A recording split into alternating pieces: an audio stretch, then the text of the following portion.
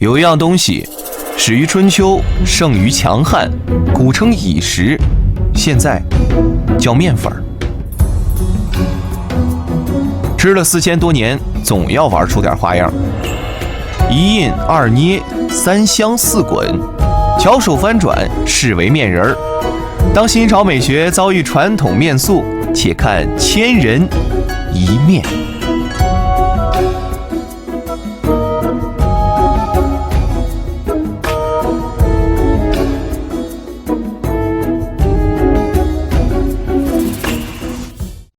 石明宽，科班出身的美术生，没有什么偶然的经历与特殊的原因，就是打心眼里喜欢面塑。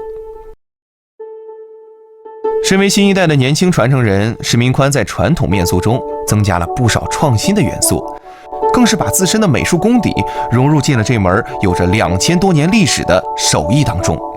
你看我们传统的面塑原材料主要是面粉和糯米粉，还有保湿防腐，就是用蜂蜜来保湿防腐。我现在所做的这些面人儿会用到很多支架，做的大小也是传统面人的几倍甚至几十倍。最重要的是我加了一些雕塑的手法，让它整个造型更加灵动。石明宽捏的面人儿美得不俗，美得真实，美到每一分细节都经得起考验。传统文化的美在他的雕琢之下又焕发了新的活力。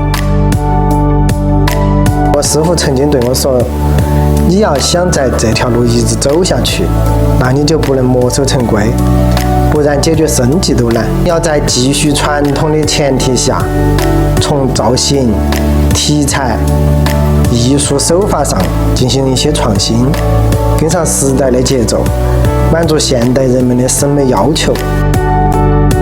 从前只为谋生故，含泪走四方，如今只为美而生，欣然赴殿堂。